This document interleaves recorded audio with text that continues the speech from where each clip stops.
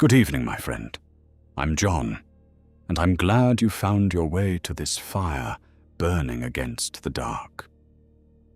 Beyond its warm glow, the ancient woods keep their own counsel, where old paths vanish beneath leaves, and distant cries carry secrets no map can hold.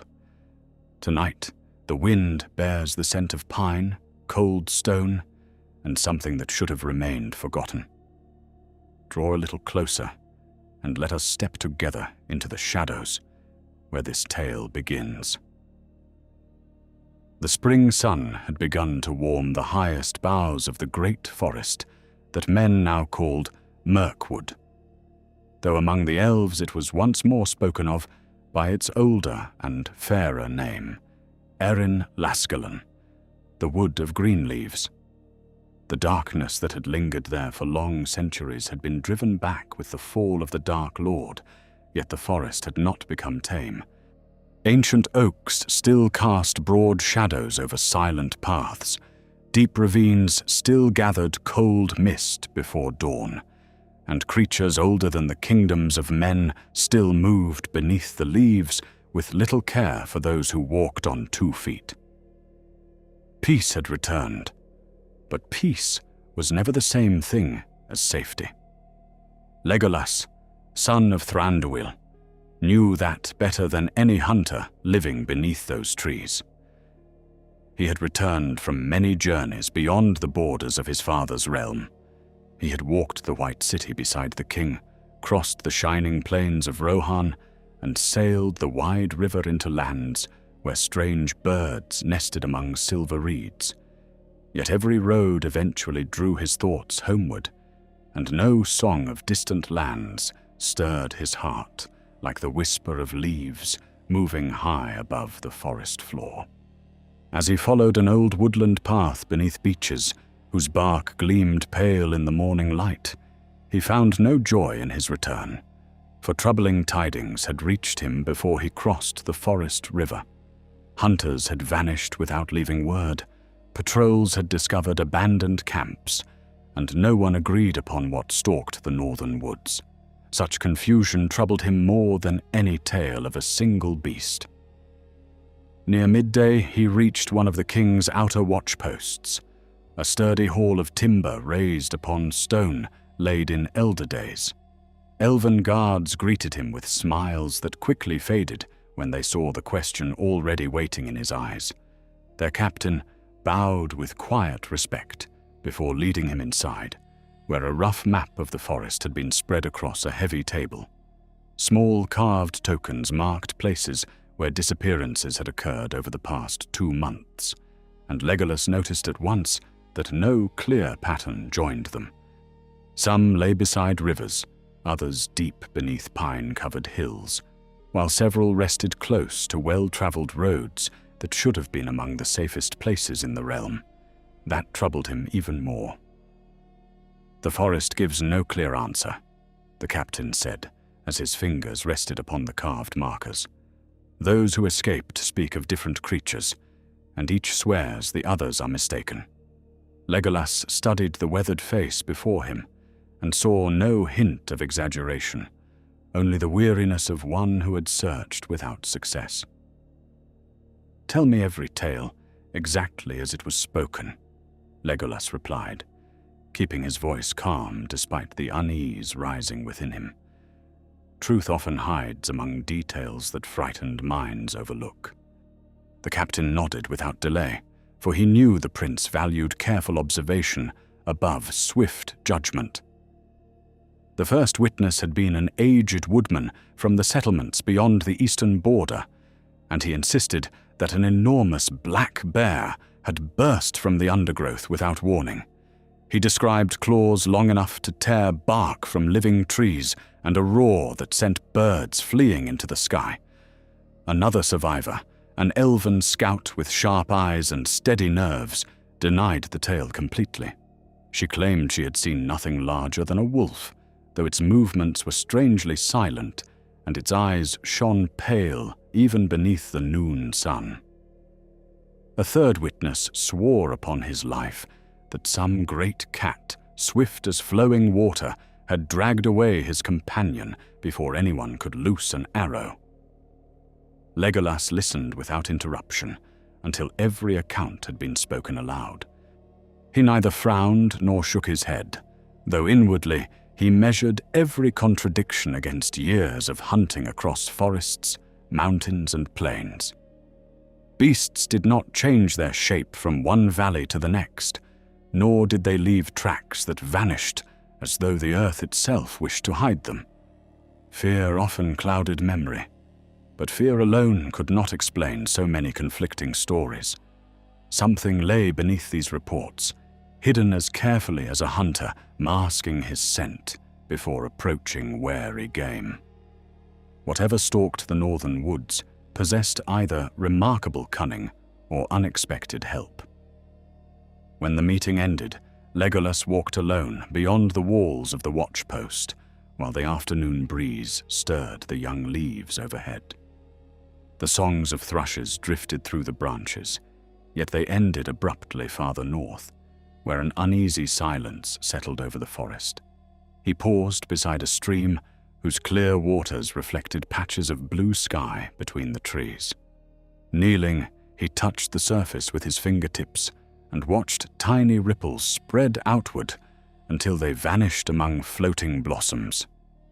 Even the stream carried an unfamiliar scent, faint but sharp, as though frightened animals had crossed it again and again during recent nights. Not long afterward, 2 young hunters arrived carrying the body of a stag across a stout pole.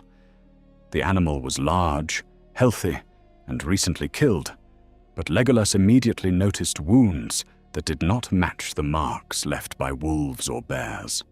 Deep tears crossed one shoulder, while smaller punctures scarred the neck, and neither seemed to belong to the same predator.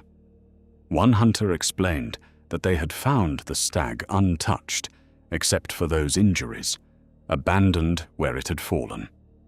No scavengers had approached it, despite the passing of nearly a full day, which was almost unheard of in a living forest.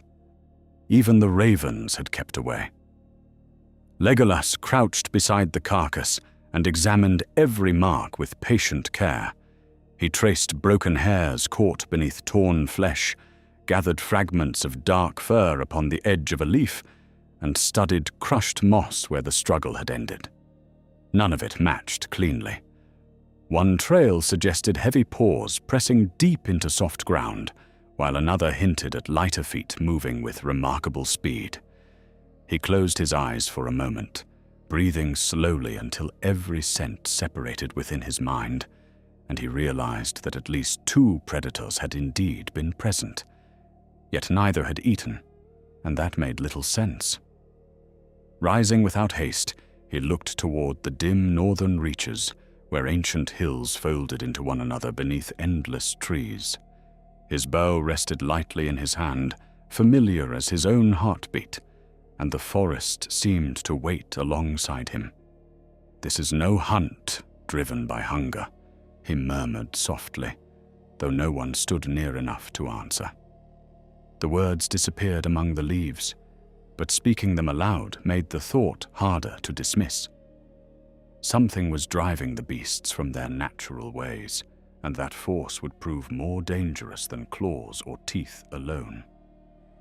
As evening descended, the watchpost prepared for another guarded night. Lanterns were shaded, so their light would not carry far beyond the walls, while archers quietly took their places upon wooden platforms overlooking the surrounding paths. Legolas declined the comfortable chamber offered to him, and instead climbed to the highest lookout, overlooking the forest. From there, he could see the last bands of crimson fading beyond the western horizon as mist gathered between the trunks below. Somewhere in that growing darkness, an owl called once, then fell strangely silent before completing its cry.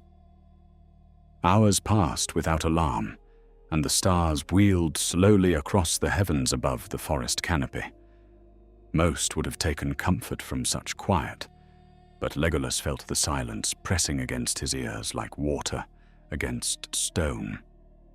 Then, far to the north, there came a single cry unlike any he had heard before. It began with the deep growl of a hunting beast, rose into the harsh scream of some great hunting bird, and ended in a sound almost like laughter before vanishing altogether. Every guard upon the walls stiffened, and even the horses below stamped uneasily within their pens. Legolas had heard countless voices of wild creatures throughout Middle-earth, yet never had he heard such a sound, nor one that carried such deliberate menace. Before dawn's first light touched the eastern sky, he had already made his decision.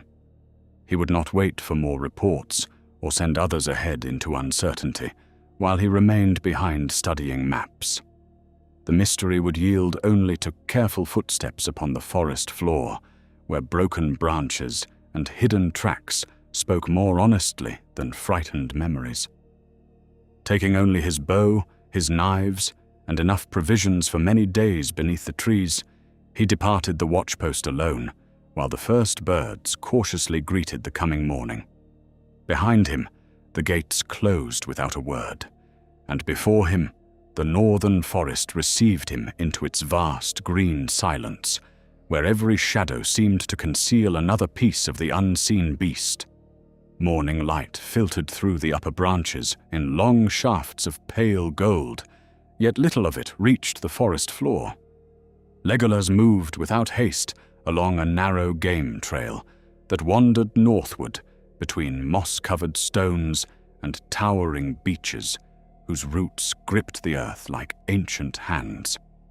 Every step was measured, every glance deliberate, for the woodland spoke through signs that most eyes never noticed. A bent fern revealed where a heavy body had brushed past before dawn, while scattered feathers beneath a hazel bush told of a hawk that had abandoned its meal in sudden alarm. The prince paused often, not because he doubted the way ahead, but because haste had ruined more hunts than ignorance ever had. The farther he traveled from the guarded borders of his father's realm, the quieter the forest became. Squirrels no longer chased one another across branches overhead, and the cheerful chatter of finches faded until only the distant tapping of a woodpecker broke the stillness. Even the wind seemed reluctant to pass between the trees, leaving the leaves hanging motionless in the cool air. Such silence was unnatural, not because no life remained, but because every living thing appeared to be listening. Legolas had felt this watchfulness once before in darker years, when the shadow of Dol Guldur had stretched across the southern forest like a poisoned veil. Near midday, he found the first unmistakable trail. Deep impressions marked a patch of damp earth beside a narrow stream, each print broad enough to belong to a great bear. He knelt beside them, resting one hand lightly upon the ground without disturbing the edges. The tracks were fresh, no older than a single night, yet something immediately troubled him. The stride was uneven, as though the beast had repeatedly changed its pace for no clear reason.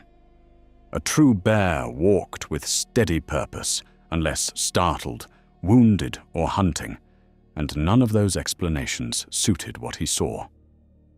He followed the prince for nearly half a mile before they vanished among exposed roots, where the ground turned hard and dry. Rather than searching blindly, Legolas climbed the nearest oak, whose branches overlooked the surrounding woodland. From that height, the forest spread beneath him like an endless green sea, broken only by rocky ridges and winding streams. He studied the canopy for movement, and soon noticed a flock of crows circling low above a clearing, hidden beyond a rise. They did not descend to feed, nor did they fly away. They circled patiently, crying in harsh voices that carried uneasily across the trees. Descending as lightly as a falling leaf, he approached the clearing from downwind. The scent reached him before the place itself came into view. Blood lingered in the air, but not the sharp smell of a fresh kill. Instead, it had already begun to fade beneath the damp fragrance of crushed grass and overturned soil. Hidden behind a curtain of hazel, Legolas looked upon the remains of a struggle. Broken saplings leaned at odd angles, the earth had been torn open by desperate feet, and patches of dark fur clung to thorn bushes scattered around the edge of the glade. At the center lay the body of a great wolf, larger than any ordinary beast of the forest. Its thick grey coat was matted with dried blood, and several terrible wounds crossed its ribs. Legolas approached carefully, his bow already in his hand, though the clearing remained silent. The wolf had not been pierced by arrows nor cut by blades. Great claws had ripped open its side, yet sharp teeth had also marked its throat. It looked less like prey than a hunter, slain by another hunter. He crouched beside the carcass and examined every injury with practiced care. The claw marks matched the size of the bear tracks he had followed, but the bite wounds belonged to no bear at all. They were narrower, deeper, and spaced unlike the jaws of any wolf. He turned his attention to the surrounding ground and soon discovered another puzzle. Around the wolf's body ran dozens of confused tracks, crossing one another in every direction. Yet only 2 sets carried blood away from the clearing. Whatever had fought here, at least one wounded creature had survived. A faint snapping sound drifted from the trees beyond the glade. Legolas became motionless at once, blending with the shadows beside an old stump, while his keen eyes searched every branch.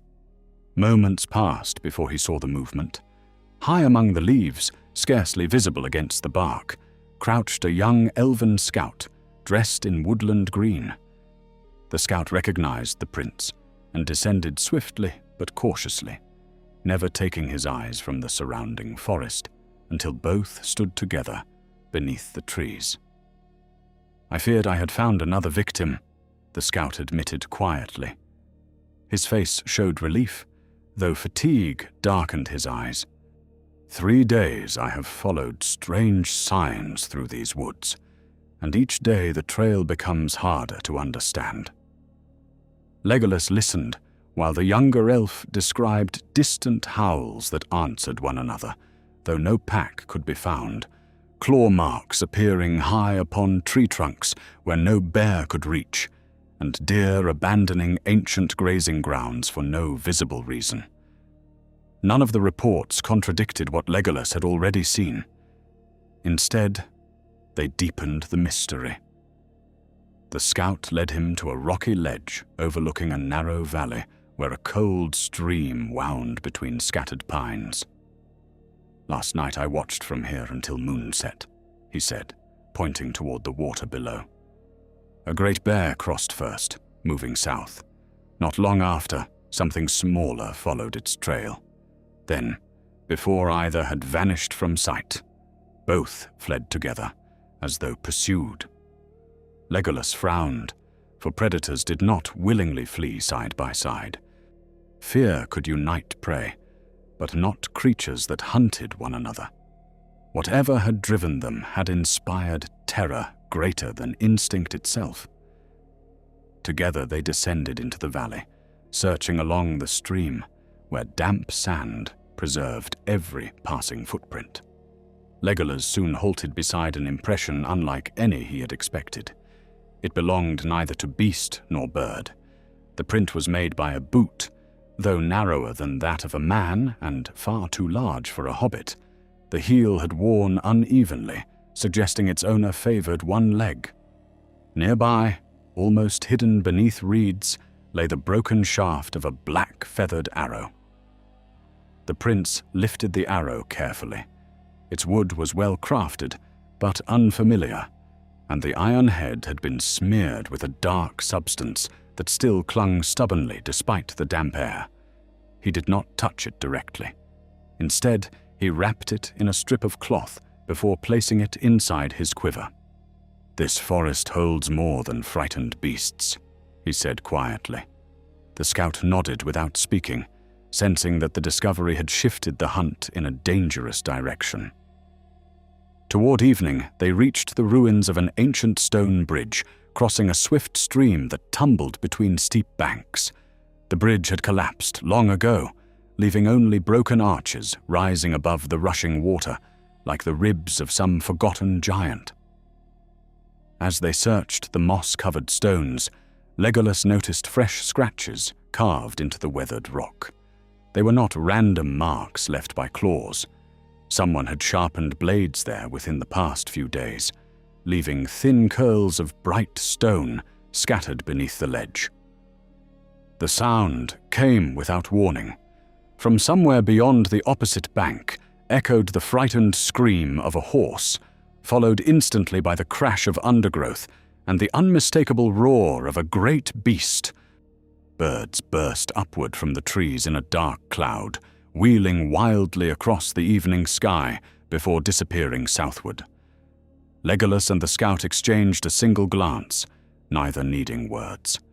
They crossed the stream with all possible speed, climbing the rocky slope beyond as another cry split the gathering dusk. Whatever hunted these woods had struck again, and this time it was close enough that the echoes had scarcely begun to fade. The cries led them through a stand of ancient pines where the ground rose steadily toward broken high country. Legolas ran with the effortless speed of his kind, scarcely disturbing the carpet of fallen needles beneath his feet, while the younger scout followed as closely as he could.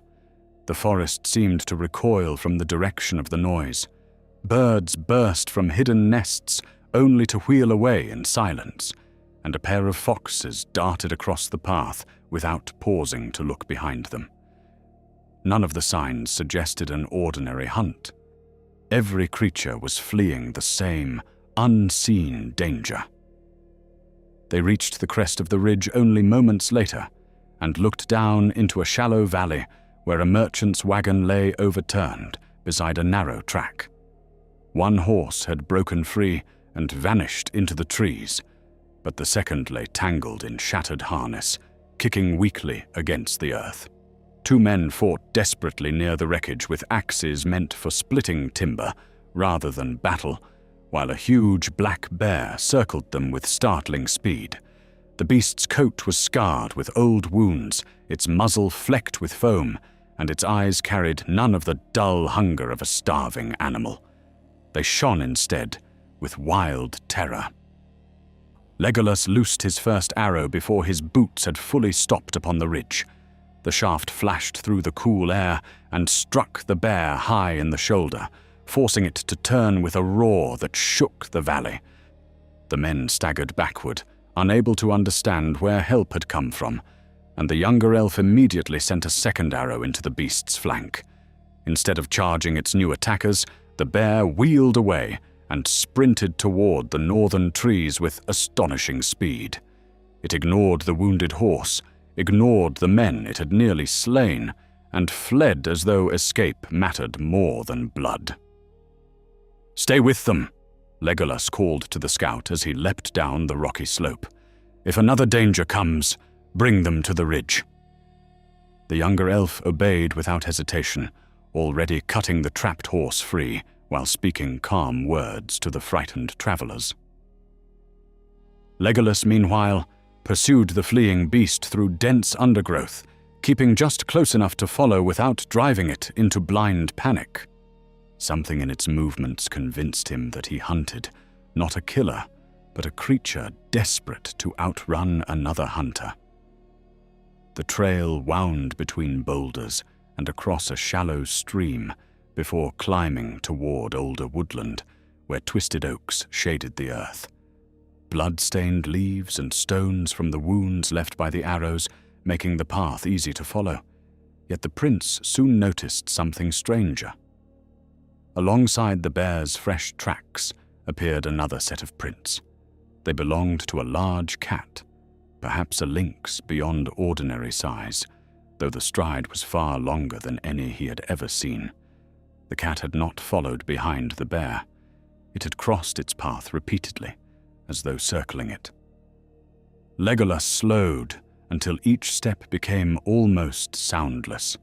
The wind shifted gently against his face, carrying the sharp scent of blood mixed with another odor that reminded him of wet stone and old caves. He moved beneath low branches and found the bear standing in a narrow glade, breathing heavily with its back pressed against an ancient fallen oak. The great animal was no longer roaring. It looked from one shadow to another with frightened, restless eyes, barely noticing the elf who had wounded it only minutes before. Then the undergrowth exploded. A massive, tawny cat burst from the brush with impossible speed, striking the bear before either beast could cry out. The collision sent both crashing against the fallen tree in a shower of bark and leaves. Claws flashed, jaws snapped, and the forest echoed with savage snarls as the two predators fought in desperate fury. Yet Legolas saw almost immediately that this was no struggle for territory or prey. Neither beast attempted to flee. Each fought as if cornered by fear itself, driven into violence by something beyond simple instinct. His first arrow struck the great cat behind the shoulder. The beast twisted in mid-leap with astonishing agility, avoiding a fatal wound by little more than chance. Before Legolas could knock another shaft, the animal abandoned the bear entirely and vanished into the dense thickets bordering the clearing. The wounded bear remained where it had fallen, panting heavily as blood darkened its thick fur. It struggled to rise once, then sank back onto its side, its strength spent.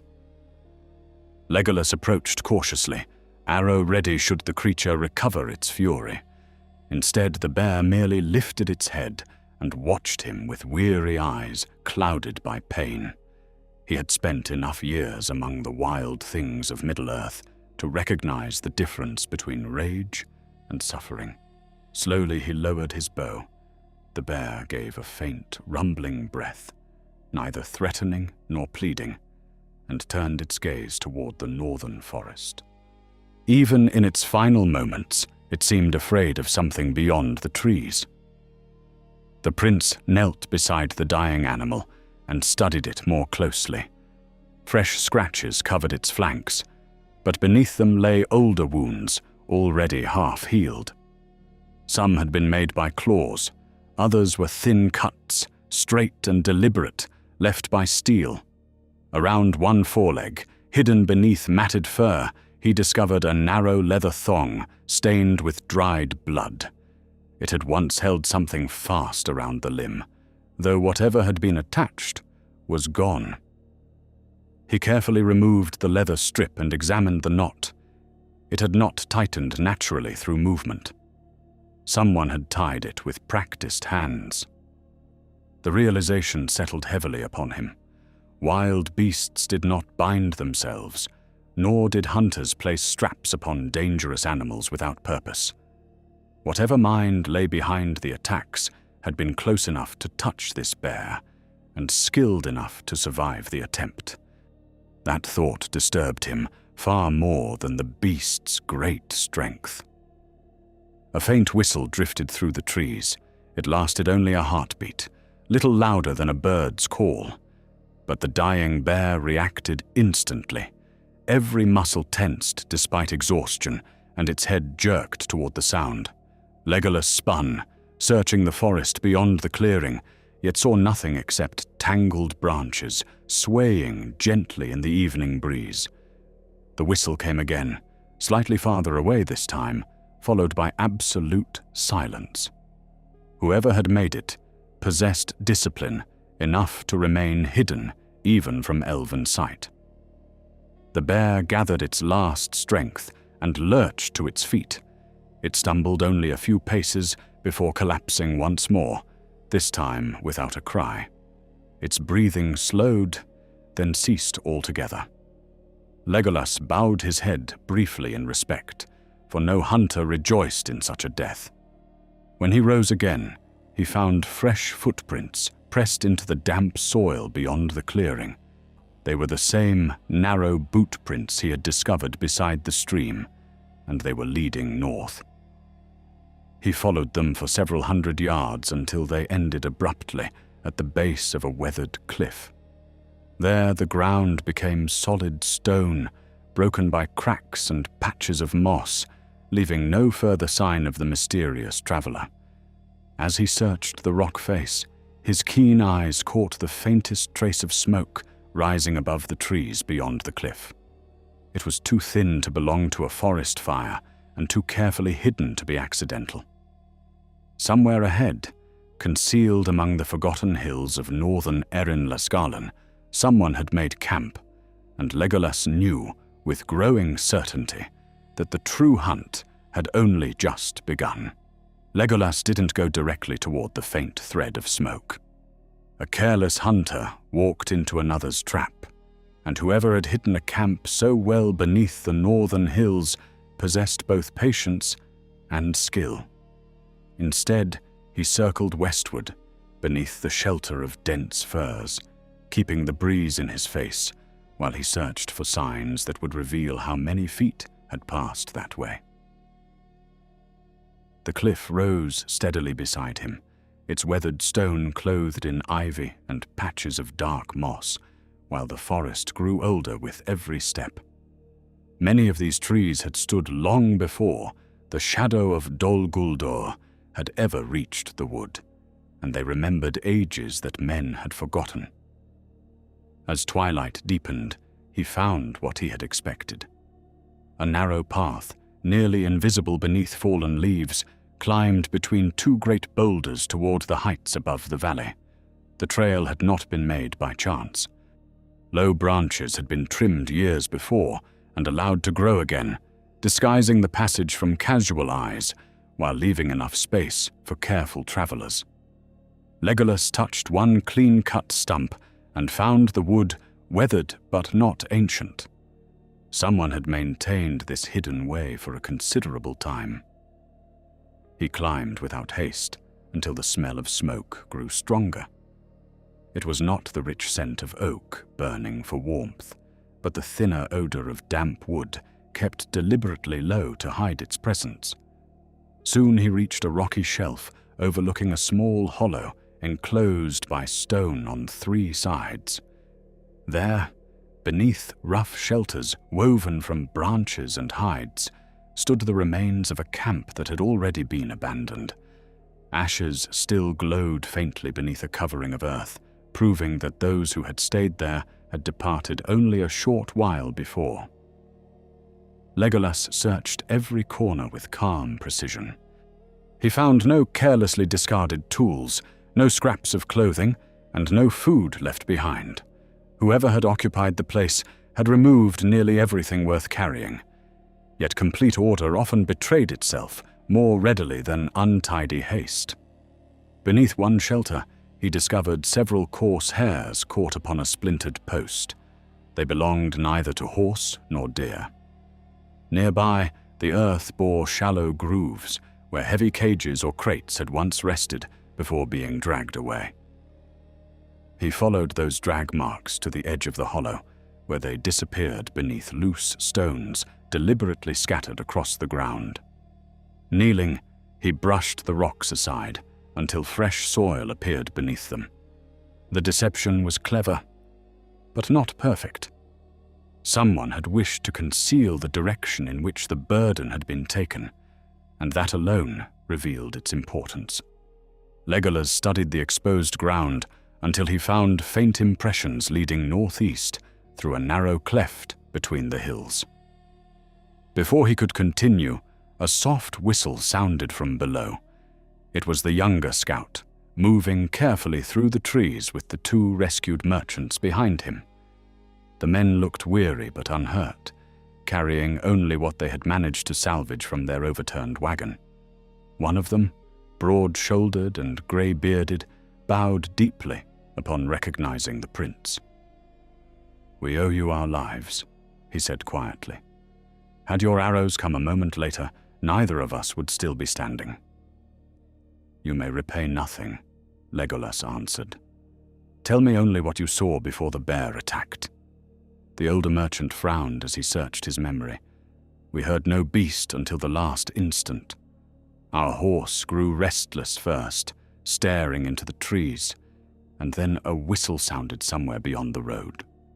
The bear burst from the brush almost immediately afterward. His companion nodded in agreement, though his face had turned pale. It was not chasing us. It seemed driven. Legolas exchanged a glance with the scout. The same strange whistle had now been heard by 3 different witnesses. Always before, violence followed. That could no longer be dismissed as chance. "Did you glimpse anyone?" he asked. The younger merchant hesitated before answering. "Only for a heartbeat. I thought I saw a man standing among the pines. He wore a dark hood, and when I looked again he had vanished. I feared my eyes had deceived me." Night settled fully over the hills before they could travel farther. The merchants were in no condition to continue, and Legolas judged that forcing them onward through unfamiliar country would invite greater danger.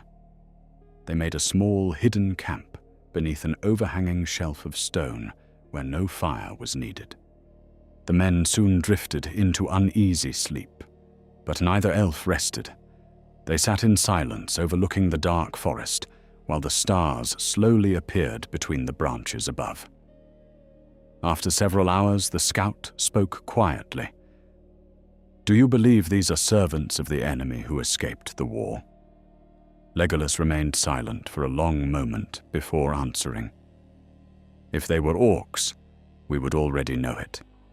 Orcs leave destruction wherever they pass and hide nothing well.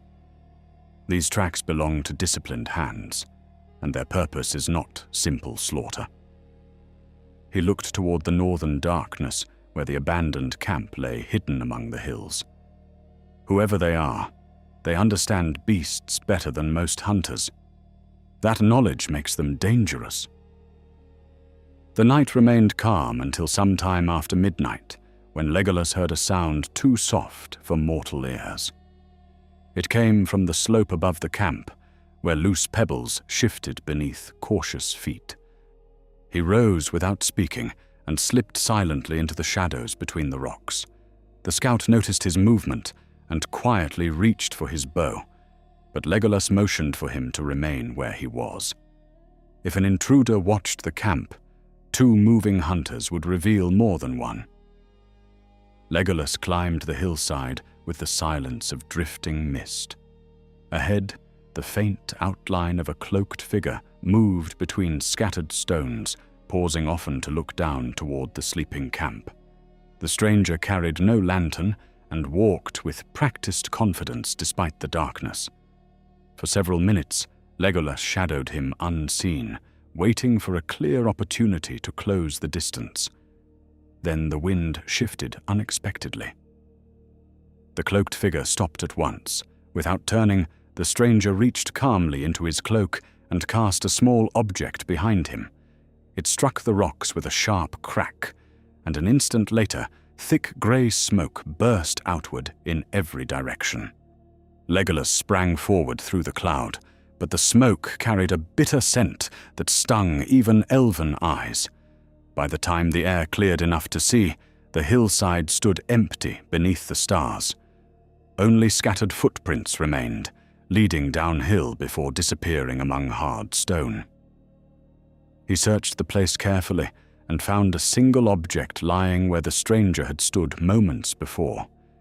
It was a carved whistle made from polished antler, no longer than a man's finger, pierced with several unusually placed holes, unlike any hunting call Legolas had ever seen.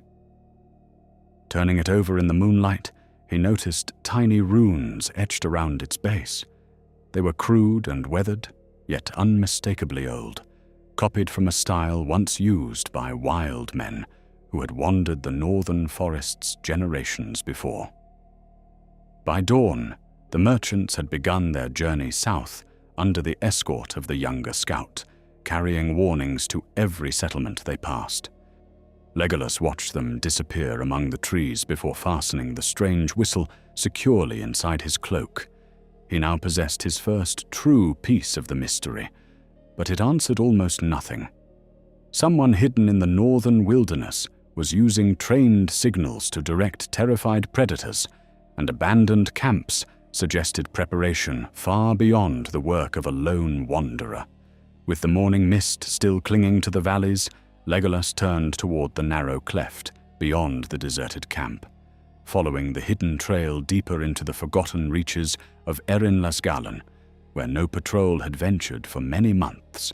The hidden trail narrowed until it became little more than a winding passage between steep ridges of weathered stone.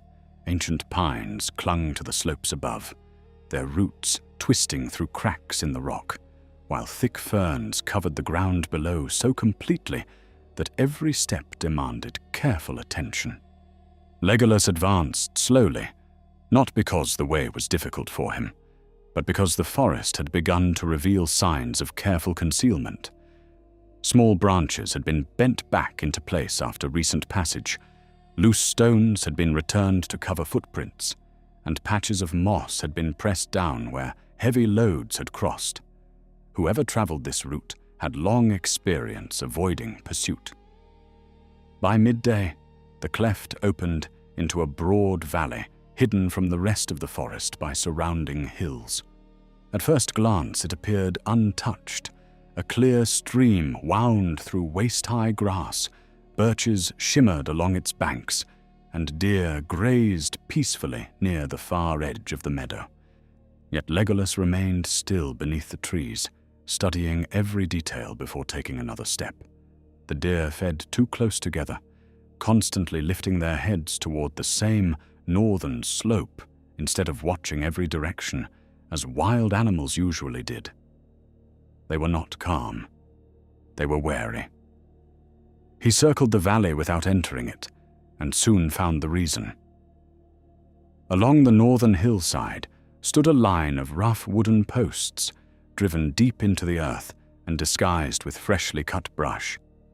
From a distance they appeared to be fallen saplings, but close inspection revealed evenly spaced holes drilled through each one.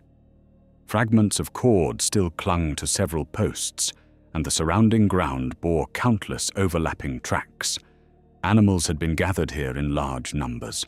The realization came swiftly. This valley had not been a natural refuge. It had served as an enclosure. Legolas knelt beside one of the posts and examined the wood. Fresh scratches covered its lower half, left by claws struggling against restraint. Long hairs clung to splintered edges, some dark as a bear's coat, others pale and coarse like those of wolves. He found feathers scattered among the grass as well, not from birds caught by chance, but from creatures that had battered themselves against woven netting. Whoever had built this place had confined many different animals together. The thought alone was unsettling, for no hunter with ordinary purpose would attempt such a task. The prince followed a faint trail leading away from the enclosure until it reached a shallow spring bubbling from beneath a limestone shelf. There he discovered something that made him stop at once. Several clay bowls rested beside the water, carefully hidden beneath low branches. One had tipped over, spilling the remains of a thick, dark paste onto the stones. Legolas crouched beside it and caught a faint scent unlike anything found naturally in the forest. Beneath the smell of crushed herbs lingered a bitter odor that reminded him of old medicines stored too long in damp chambers. He touched none of it directly. Instead, he gathered a small portion with the tip of a broad leaf and held it close enough to study. Tiny fragments of dried berries lay mixed with powdered roots and something black that he did not recognize. It was no poison meant to kill swiftly. Had that been its purpose, there would have been no need for such careful preparation. This mixture had been fed to living creatures, and suddenly the strange behavior of the bear returned vividly to his thoughts. The beast had attacked without reason, then fled in panic as though escaping an invisible master. As he considered the evidence, movement caught his eye beyond the stream. A young doe emerged cautiously from the trees, lowering her head to drink. For several peaceful moments, nothing disturbed the clearing. Then the animal stiffened. Her ears turned toward the northern woods, and without warning, she bolted away at full speed, splashing through the stream before disappearing into dense cover. A heartbeat later, 3 wolves entered the clearing. Legolas remained hidden, expecting the wolves to drink before continuing their hunt. Instead, they ignored the water completely. Their noses remained low to the earth as they searched among the stones where the clay bowls had rested. One wolf began licking the spilled paste eagerly, while the others prowled in restless circles, snapping at one another with unusual aggression. There was no sign of hunger. They behaved more like animals, searching desperately for something already known to them. The prince reached for an arrow but held his hand. Killing the wolves would teach him nothing if they were themselves victims of another will. He watched until the largest suddenly lifted its head, staring toward the northern ridge. Its ears flattened instantly. Without any visible signal, all 3 animals abandoned the clearing and fled together into the trees with their tails low. Moments later, carried faintly upon the breeze, came the familiar whistle. Legolas crossed the stream at once and climbed toward the sound. The slope grew steeper with every yard, strewn with loose rock that shifted beneath careless feet, yet the whistler had chosen a route that left scarcely any trace. Even so, the prince found enough to follow. A broken twig still bled fresh sap. A scrap of dark cloth clung to a thorn bush. Farther ahead, boot prints appeared briefly where damp earth gathered beneath an overhanging ledge before vanishing again onto stone. The trail led him to the mouth of a cave concealed behind curtains of ivy hanging from the cliff. Cool air drifted from the darkness beyond, carrying with it the unmistakable smell of animals. Legolas listened for several long moments before entering. No voices echoed within, nor did he hear the scrape of boots or the crackle of fire. The silence was complete. He slipped inside, allowing his eyes to adjust to the dim light filtering through narrow cracks in the ceiling. The cave descended farther than he expected, widening into a series of natural chambers connected by twisting passages. Bones lay scattered across the floor, but not in random heaps. They had been piled neatly against one wall as though someone had deliberately cleared the center of the chamber. Iron rings had been driven into the rock at regular intervals, and several lengths of broken chain still hung from them. The floor bore deep grooves, worn by repeated movement of something heavy dragged across the stone. Legolas examined the nearest chain. One link had been snapped apart, not rusted through by age, but torn open by tremendous force. Fresh claw marks scarred the surrounding rock, crossing over older scratches left months or perhaps years before. This place had held powerful creatures, and not merely for a few days. He counted 6 separate rings along the wall before entering the next chamber, where a rough wooden table stood beneath a shaft of pale daylight. Upon the table rested several rolled maps weighted with smooth river stones. Legolas unrolled the nearest one and immediately recognized the northern reaches of Erin Lasgarlan, drawn with surprising accuracy. Small circles marked streams, abandoned watchposts, and game trails known only to experienced foresters. More troubling still, tiny symbols had been placed beside settlements of woodmen living beyond the elven borders. Several had already been crossed out with dark ink. Others remained untouched. Before he could study them further, a low growl echoed from somewhere deeper within the cave. It was not loud, yet it carried through the stone with chilling clarity. Legolas quietly extinguished the small lantern standing upon the table, allowing darkness to reclaim the chamber. The growl came again, closer now, followed by the slow scrape of claws against rock. Whatever remained hidden in the depths had not fled with the others. It was still there, waiting in the darkness, and it had already caught his scent. Legolas became as still as the stone around him.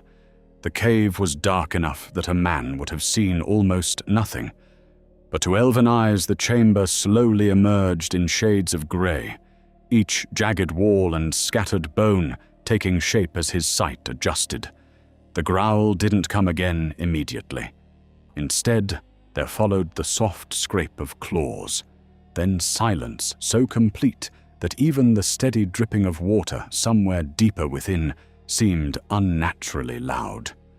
Whatever lurked beyond the next bend was no mindless beast rushing toward prey. It was watching, listening, and deciding. He slipped one arrow from his quiver and moved away from the wooden table, careful not to disturb the maps he had discovered. Every few steps he paused to study the floor. Deep grooves, carved by heavy chains, continued into a broader passage where broken straw still clung to the damp stone, suggesting that animals had been kept there for long periods. A sharp scent lingered in the air, a mixture of old blood, wet fur, and bitter herbs unlike anything found in the open forest. The smell had seeped into the rock itself after many months of use. The passage widened into a cavern whose ceiling disappeared into darkness overhead. Several iron cages stood open along one wall, their doors hanging crooked where immense force had bent the hinges. One cage bore thick black hairs caught in twisted bars. Another contained feathers larger than those of any eagle Legolas had seen in the northern forest, though many were broken and stained. Between the cages lay scattered lengths of chain, snapped apart rather than unlocked. No careful keeper would willingly release creatures capable of such destruction. The low growl returned, this time from above. Legolas looked upward, just as a massive shape launched itself from a rocky ledge hidden near the ceiling. He released his arrow almost instinctively. The shaft struck the creature's shoulder an instant before it crashed to the ground where he had stood only moments earlier. It was a great lynx, larger than any of its kind should have been, with broad paws, torn ears, and amber eyes blazing with pain rather than simple savagery.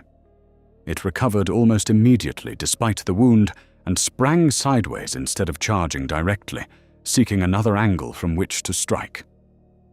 Legolas refused to let the fight become a contest of strength. He circled steadily, keeping fallen cages between himself and the animal while never lowering his bow. The lynx moved with astonishing speed, despite the chain still hanging from one foreleg, its broken links clattering against the stone each time it landed. It feinted twice before rushing forward again. But this time, the prince saw something he had missed before. Fresh scars crossed the beast's muzzle, and around its neck remained the ragged remnant of a leather collar fitted with a small iron ring. His second arrow struck the chain instead of the beast. The iron link shattered where rust had weakened it, and the remaining length fell away with a sharp clang that echoed through the cavern. The lynx halted so abruptly that loose gravel slid beneath its paws. It stared first at the broken chain, then at Legolas, as though unable to understand what had happened. For one long heartbeat, neither hunter nor hunted moved. Then the great cat turned and bounded toward a narrow opening at the far end of the cavern instead of continuing the attack. Legolas followed without hesitation, though he kept enough distance to avoid driving the wounded animal into another desperate assault. The tunnel beyond twisted sharply before opening onto a high ledge overlooking a wooded ravine outside the cave. Cool morning air swept inward, carrying the scent of pine and flowing water. The lynx paused upon the edge, looking back once with weary eyes that no longer burned with blind fury. Then it vanished into the trees below with a single graceful leap. The prince remained upon the ledge, watching until the last movement disappeared beneath the forest canopy. He had expected to slay a dangerous predator within the cave. Instead, he had released a prisoner. That realization settled uneasily upon him, for it transformed every clue gathered so far into something far darker. These beasts were not gathering by chance. They had been captured, restrained, and altered before being loosed again into the forest. Returning to the central chamber, Legolas devoted careful attention to the maps spread across the table. The symbols beside the settlements now formed a pattern that had escaped him earlier. The crossed-out villages all lay near places where unusual attacks had already occurred, while untouched markings lay farther west along the edge of the forest. Whoever had drawn these plans was not wandering aimlessly through Erin Lasgailen. Each release of the beasts had been deliberate, testing how far they traveled and whom they threatened before moving to the next location. Beside the maps rested a weathered leather journal secured with a simple cord.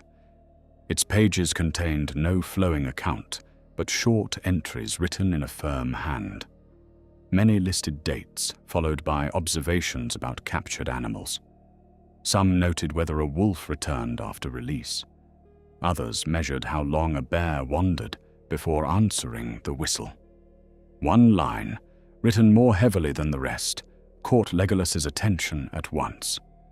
The herb weakens memory. The sound commands fear. Instinct completes the work. He read the sentence twice before closing the journal. Whoever had written those words was no mere poacher or outlaw. The entries revealed patience, repeated trials, and a disturbing understanding of animal behavior. Yet one thing remained absent. Nowhere did the writer speak of serving Mordor or seeking dominion. The purpose behind these experiments remained hidden, and that uncertainty troubled Legolas more than open malice would have. A sudden rush of wings echoed through the entrance passage. Legolas extinguished every trace of his presence at once, slipping behind one of the broken cages as a flock of ravens swept into the cavern. They circled the ceiling briefly before settling upon the empty cages and abandoned chains. At first, their arrival seemed ordinary, but then one bird hopped to the edge of the wooden table and began pecking insistently at the journal. Another seized the corner of a map in its beak and tugged with surprising determination. These were not birds searching for food. They had come for the papers.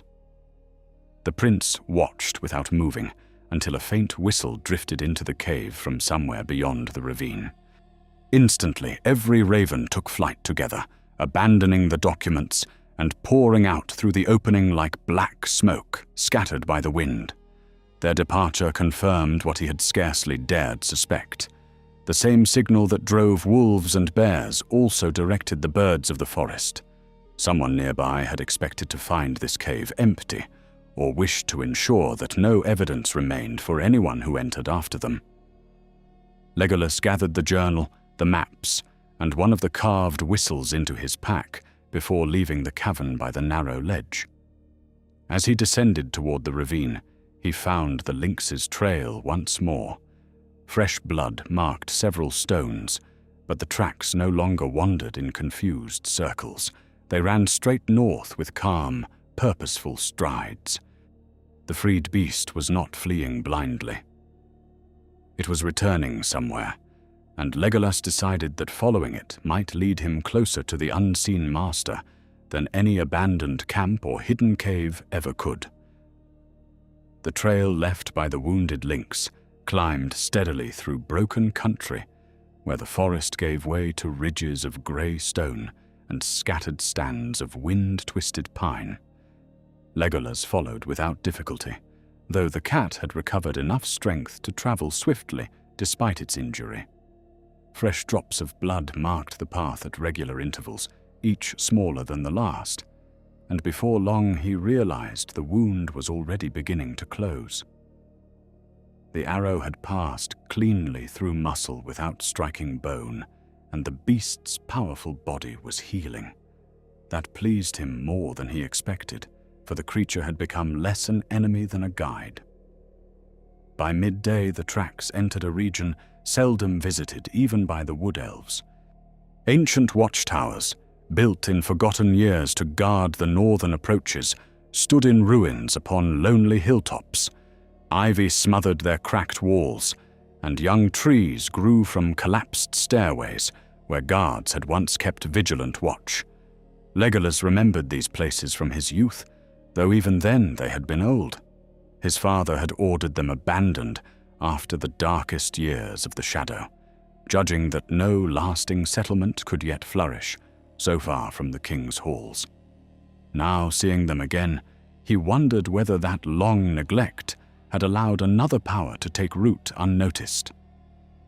The lynx's trail led toward the largest of the ruined towers, perched upon a rocky spur overlooking 3 narrow valleys. Legolas approached from the western slope, keeping among boulders that concealed his movements. Before reaching the summit, he paused beneath a weathered yew whose branches overlooked the ruins. The tower itself had collapsed generations earlier, but its circular foundation remained intact, and from his hidden position he could clearly observe the open ground within. Someone was there. 3 cloaked figures moved silently among the fallen stones, carrying bundles wrapped in coarse cloth. None wore armor, and none bore the crooked weapons favored by orcs. Their clothing resembled that of wandering hunters, though every movement displayed careful discipline rather than the relaxed habits of foresters. One man knelt beside a shallow pit, while another unpacked several small clay jars identical to those Legolas had found near the hidden spring. The third held a carved whistle suspended from a leather cord around his neck. Legolas remained motionless as the men began their work.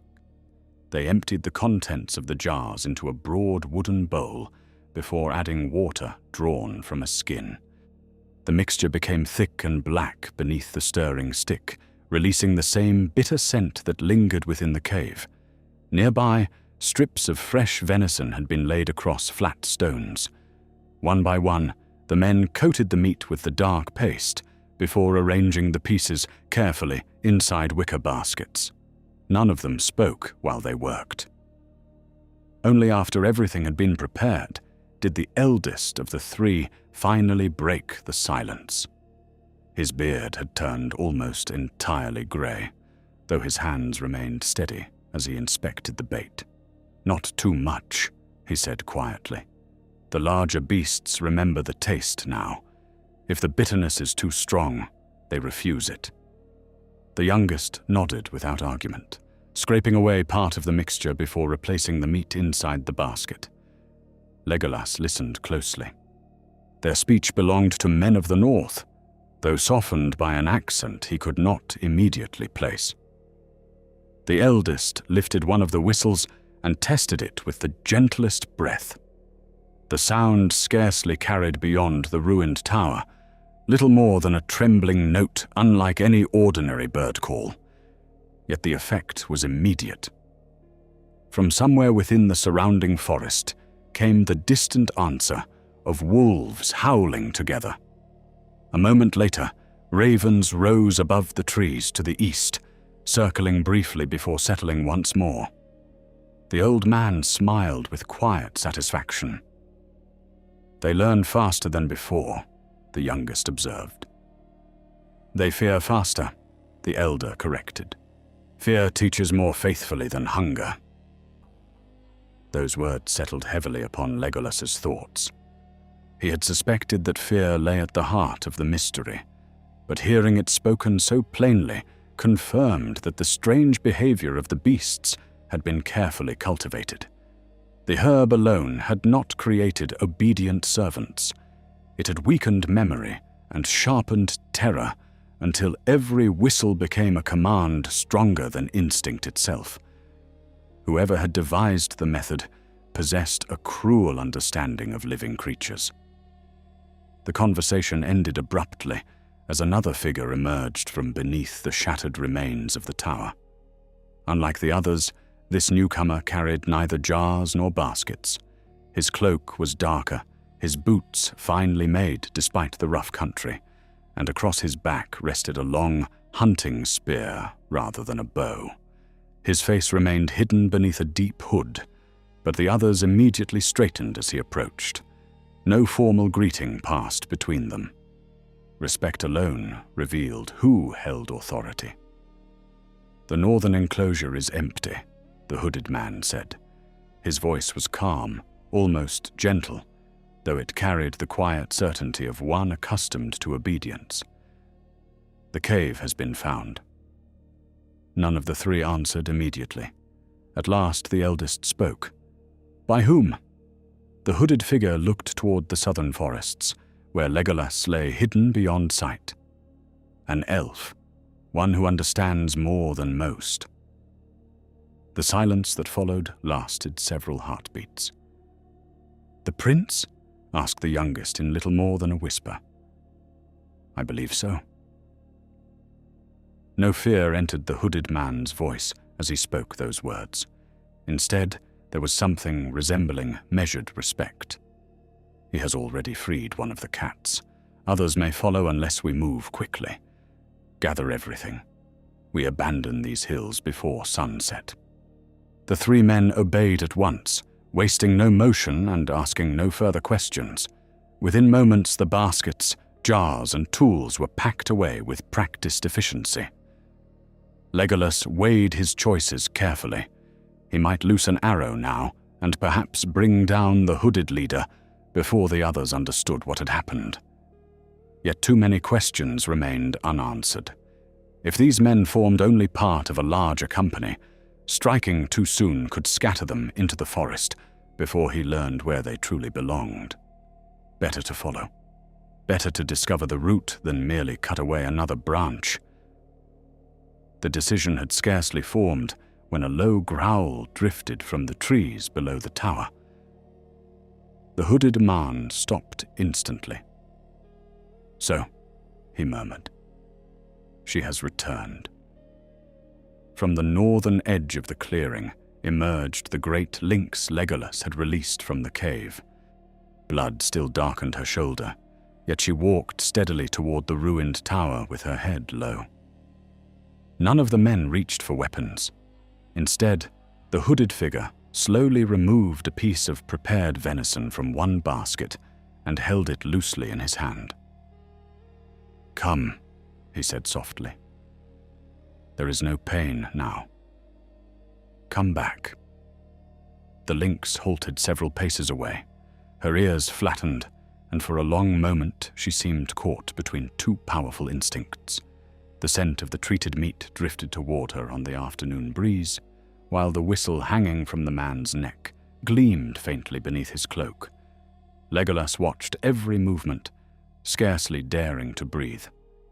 The beast took one hesitant step forward. Then she stopped. A faint shudder passed through her body, as though some hidden struggle raged within. Slowly she turned her head away from the offered meat and looked instead toward the western hills, where the wind carried the clean scent of untouched forest. The hooded man remained perfectly still, but Legolas noticed his hand tighten around the whistle. The shrill note that followed echoed sharply across the ruined tower.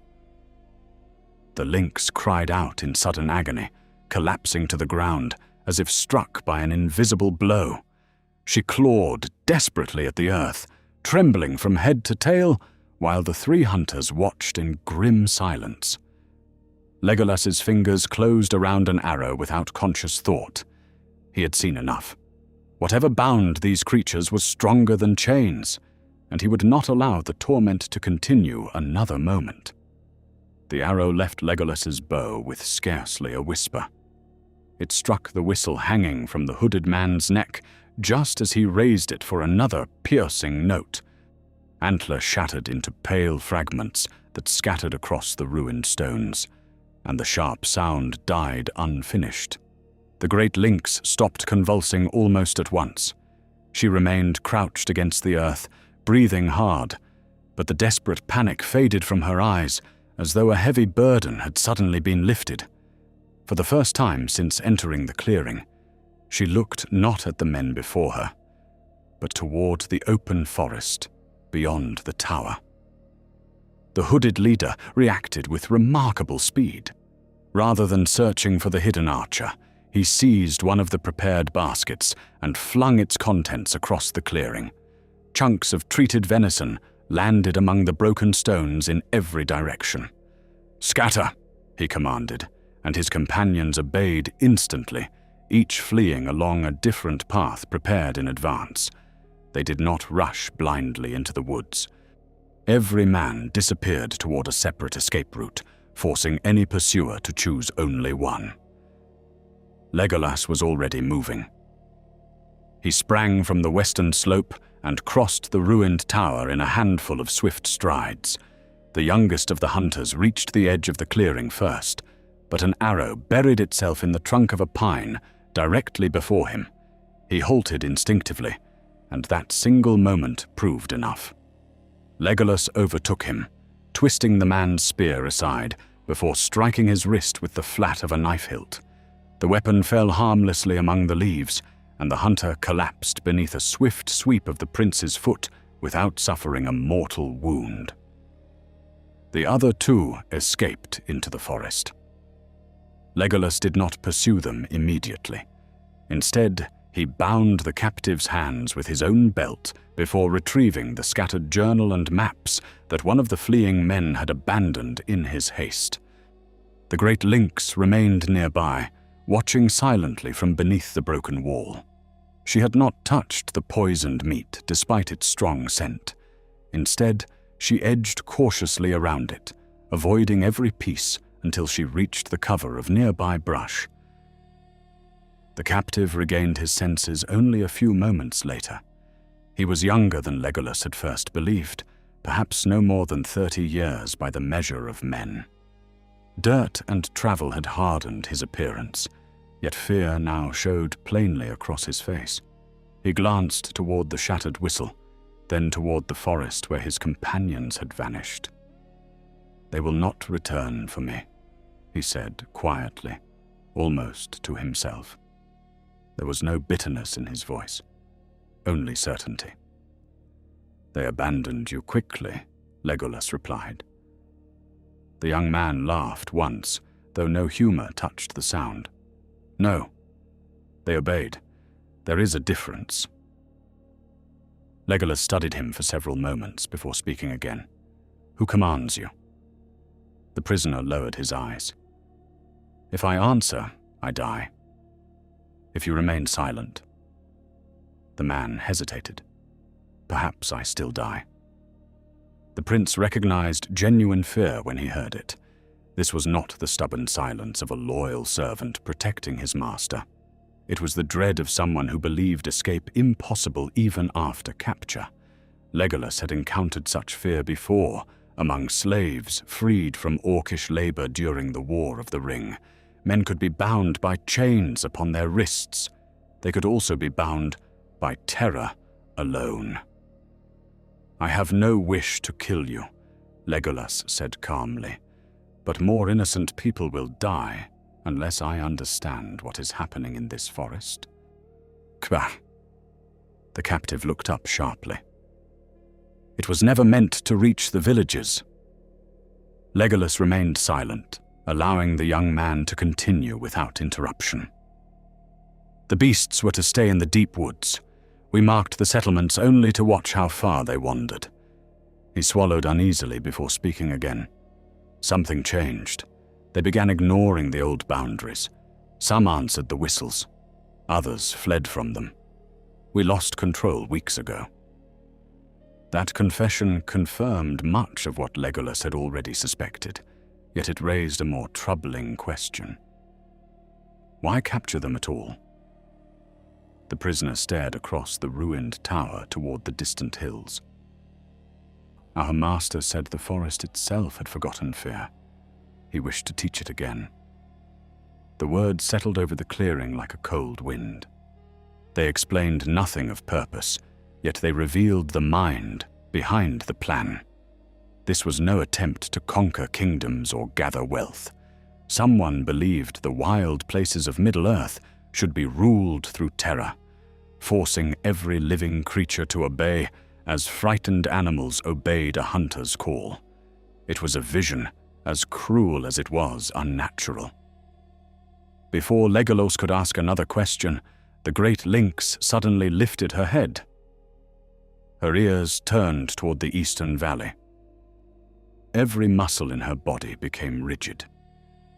A heartbeat later came the unmistakable blast of another whistle, fainter than before, yet carrying across the hills on the afternoon breeze. The captive flinched violently. "They've found another one," he whispered. The lynx spun and disappeared into the trees with astonishing speed. Legolas cut the prisoner's bonds, just enough to pull him to his feet. "Walk," he ordered. "You will show me where that signal came from." "I cannot." "You can." The young man shook his head desperately. "I do not know the place. We never traveled together. Every camp knew only the next." Legolas searched the prisoner's face and found no deception. Whoever had organized these hunters had done so with careful planning. Each group knew little beyond its own task, ensuring that capture of one would reveal almost nothing about the others. The structure resembled neither a band of brigands nor a company of soldiers. It was something quieter, built upon secrecy rather than strength. A sudden rustling came from the trees below. Legolas drew his bow instantly.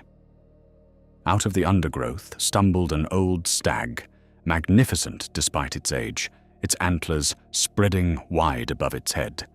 For one brief moment, the animal stood calmly upon the edge of the clearing.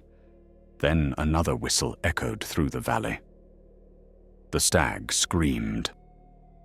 Without warning, it lowered its antlers and charged directly toward the ruined tower. There was no hunter behind it. No predator gave chase. Terror alone drove the great beast forward. It crashed between broken stones with reckless force, scattering loose rock in every direction before racing blindly past Legolas and the captive. Moments later, it vanished into the western forest, leaving silence behind. The young prisoner watched it disappear. "It spreads," he said faintly. "What spreads?" "The fear." Legolas looked toward the eastern hills where the distant whistle had sounded. He finally understood why every witness had described a different monster. The true weapon had never been one beast or another. It was fear itself, passed from creature to creature until the entire northern forest had become restless and violent. Bears fought wolves. Wolves fled from deer. Birds abandoned their nests. Every living thing reacted to a danger most could neither understand nor escape. The prince turned back toward the captive. "You said your master wished to teach the forest fear." "Yes." "Then he has succeeded." The young man closed his eyes. "You have not seen the last enclosure." Legolas's expression hardened. "There are more." The prisoner nodded slowly. "One remains. It is where he keeps the strongest creatures, and where he prepares the final release." Far across the valleys, another whistle rose into the evening air. This time, it was answered not by wolves alone, but by dozens of voices echoing together from every corner of the northern forest. The answering cries rolled across the northern forest until they blended into one vast chorus that seemed to come from every direction at once. Wolves howled from distant ridges, ravens burst from the treetops in dark clouds, and somewhere far to the east a bear gave a deep, echoing roar. Legolas stood motionless upon the ruined tower, measuring not the noise itself, but the pattern beneath it. None of the voices answered at random. Each came after another, in careful succession, as though invisible hands were passing a signal through the wilderness. Whatever system the hunters had built had spread farther than he had feared. The young prisoner listened with growing dread. His face had become pale, and his eyes never left the northern horizon. "He has begun before he intended," he said quietly. "If every whistle is sounding now, then something has gone wrong." Legolas studied him carefully. "You sound surprised." The man nodded once. The master believed there would be weeks before the last stage. He wanted every camp ready. Someone has forced his hand. Legolas considered the words while gathering the scattered maps and securing them inside his pack. The hidden cave had been discovered. One trained beast had escaped. One whistle had been destroyed. It was entirely possible that the mysterious leader now feared pursuit before his work was complete. If so, haste would make him vulnerable. Even the most careful hunter made mistakes when driven by urgency, and Legolas intended to find those mistakes before another innocent settlement suffered. "We leave now," he said. The prisoner looked toward the deepening forest. The last enclosure lies beyond Black Hollow. Legolas recognized the name immediately. Black Hollow was not a village or fortress, but an ancient depression hidden among the northern hills, where sheer cliffs enclosed a valley so narrow that sunlight touched its floor only briefly each day. In older times, wood elven patrols had avoided it, because loose stone often collapsed without warning, making the place dangerous even in peace. Few living men knew of it, and fewer still would willingly travel there. It was exactly the sort of place a secret keeper would choose. They descended from the ruined tower before sunset, keeping to the western slopes where thick woodland concealed their movements. The prisoner walked ahead under Legolas's watchful eye, offering no attempt to flee. More than once the prince noticed the man glancing nervously over his shoulder, not toward his captor, but toward the empty forest behind them. The fear seemed genuine. Whatever authority the hooded master held over his followers had reached far beyond ordinary loyalty. As darkness approached, they crossed a shallow river whose cold waters rushed between smooth black stones.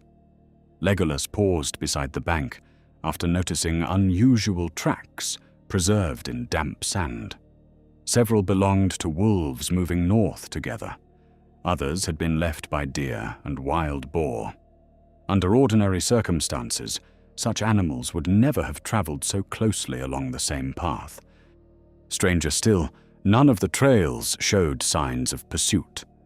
Predator and prey had passed within moments of one another, without conflict, united only by desperate flight from something unseen.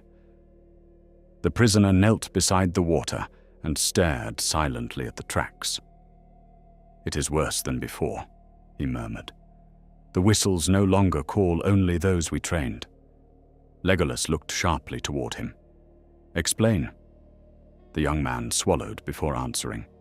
At first, only the marked beasts answered. Then others followed them.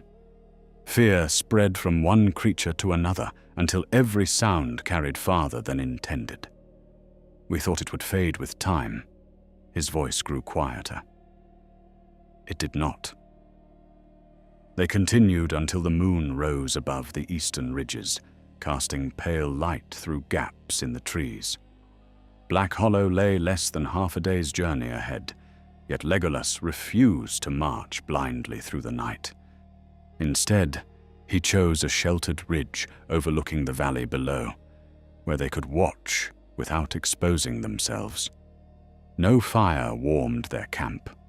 They ate in silence, and even the forest seemed reluctant to disturb the darkness with its usual songs.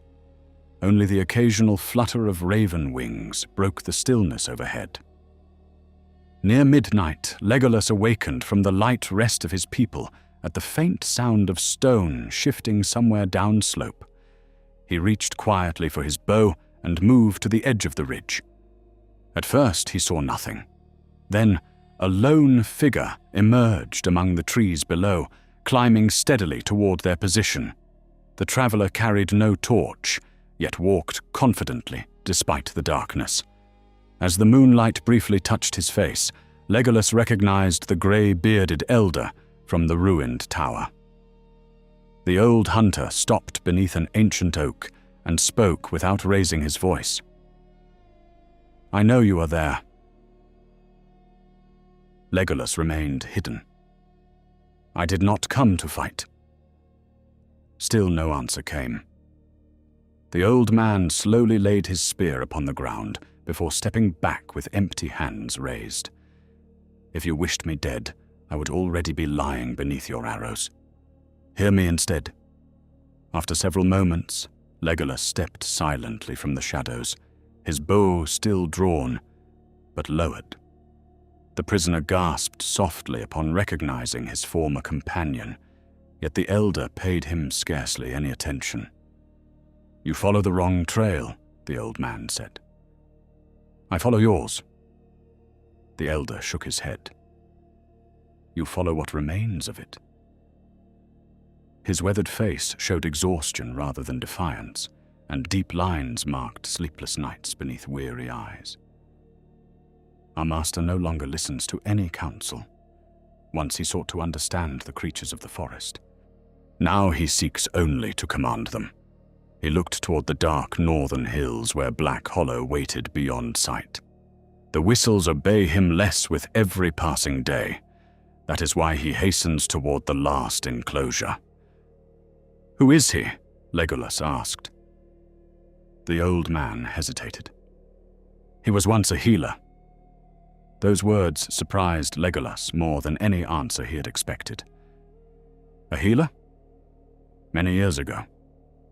The elder's gaze drifted toward the trees as memories stirred behind tired eyes. He tended wounded animals after the Great War. Wolves caught in traps, bears pierced by orc arrows, birds with broken wings.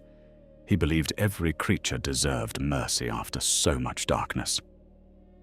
The old man closed his eyes briefly. Then he became convinced that fear itself had wounded the forest beyond healing. He thought that if he mastered fear, he could master every beast living beneath these trees. "A grave mistake," Legolas said quietly. "Yes." The elder's voice carried profound regret. "But by the time we understood what he had become, too much had already been built." Before another word could be spoken, a sharp cry echoed through the forest from somewhere far below the ridge. All three men turned instantly. Another cry followed, this one unmistakably human. Legolas ran without hesitation, descending the rocky slope with effortless speed, while the two hunters followed behind. The cries led them to a narrow woodland path where a small elven patrol had halted beside a fallen tree. Three guards stood with bows raised, surrounding a fourth who knelt upon the ground, clutching his shoulder. Yet no enemy stood before them. Instead, circling just beyond arrow range, gathered nearly a dozen forest animals. Two wolves paced side by side with a great boar. A pair of lynxes crouched among the ferns. Ravens watched silently from low branches overhead. None attacked. None fled. They simply circled the patrol in widening rings, their frightened eyes fixed upon something deeper within the forest. Then, from beyond the trees to the north, came a whistle unlike any Legolas had yet heard. It was longer, lower, stronger. Every animal froze. Then, as one, they turned away from the elves and began running north toward Black Hollow. as though answering a summons that none of them possessed the strength to resist. Legolas watched them disappear into the darkness and knew with absolute certainty that the final confrontation had begun. Legolas wasted no time after the last of the animals disappeared into the northern darkness. He knelt briefly beside the wounded elven guard, whose shoulder bore a deep gash made not by fang or claw, but by a sharp stone thrown during the confusion. The injury was painful, but not mortal. After ensuring that the patrol could care for their companion, Legolas turned to the captain and spoke with quiet urgency. "Warn every watch post south of these hills. No patrol is to pursue the beasts. Keep the roads clear, and bring every traveler within defended halls before nightfall." The captain accepted the order without question, recognizing from the prince's expression that the danger had reached its greatest hour. The old hunter stepped forward while the patrol prepared to depart. His face was pale beneath the moonlight, and the weight of many unspoken years seemed to rest upon his shoulders. "There is still one way into Black Hollow that your enemies do not expect," he said. "The southern path is watched. The eastern ridge is trapped. But beneath the western cliff lies an old stream passage. It is narrow, difficult, and half forgotten." Legolas studied him carefully. "Why tell me now?" The old man lowered his eyes. "Because I helped build the traps. If I remain silent any longer, every death that follows belongs partly to me." Before dawn, they reached the outer cliff surrounding Black Hollow. Even from above, the valley seemed hidden from the rest of the forest, enclosed by sheer walls of dark stone that rose like the sides of an ancient fortress. Thin mist drifted across the hollow below, concealing much of its floor, while twisted pines clung stubbornly to cracks in the cliffs. No birds sang there. The silence possessed a strange heaviness, as though the valley itself held its breath. Legolas lay among the rocks overlooking the basin, studying every movement before risking the descent. What he saw confirmed the old hunter's warning. Watchers stood along the obvious approaches, concealed behind fallen logs and stone outcrops. They carried bows instead of spears, and rarely moved except to exchange quiet hand signals with one another. None appeared relaxed. Several repeatedly looked toward the center of the valley rather than outward, betraying unease with whatever waited below.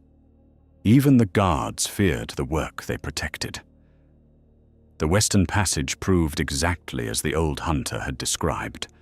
A narrow stream disappeared beneath an overhanging cliff before flowing into darkness through a natural tunnel worn smooth by centuries of water. Legolas entered first, followed by the old hunter and the younger prisoner. The passage forced them to move single file through cold water that reached almost to their knees. The ceiling dipped so low in places that they were obliged to bend nearly double, while droplets fell steadily from the stone above, their quiet rhythm echoing through the confined space. No words passed between them. Every sound seemed capable of carrying far ahead.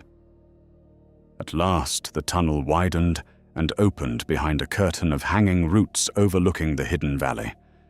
Legolas parted them carefully and looked out. The sight before him stilled even his practiced thoughts. The center of Black Hollow had been transformed into an enormous enclosure bounded by stout timber walls reinforced with iron. Smaller pens surrounded it in rough circles, each connected by heavy gates that could be opened in sequence. Torches burned despite the daylight beginning to brighten the eastern sky, casting wavering light across the massive structure. This was no temporary camp. Months of labor had gone into its construction. Within the outer pens paced creatures from every corner of the northern forest. Wolves moved restlessly beside bears, while wild boars rooted nervously at the earth, only a short distance from great stags whose antlers gleamed in the firelight. Ravens crowded the tops of the fences in unnatural silence. Even the large lynx Legolas had freed earlier stood near one gate, watching the activity around her with wary, intelligent eyes. None of the animals fought. None appeared calm. They shifted constantly, glancing toward the great central enclosure as if dreading what lay inside. Men moved quickly among the pens, carrying buckets, ropes, and the familiar clay jars. Some scattered treated meat into selected enclosures. Others inspected gates or adjusted long lines attached to wooden mechanisms. Yet there was no confidence in their work. Several exchanged anxious glances, and more than one flinched whenever an animal gave voice. The order that had once governed the camp was beginning to fray.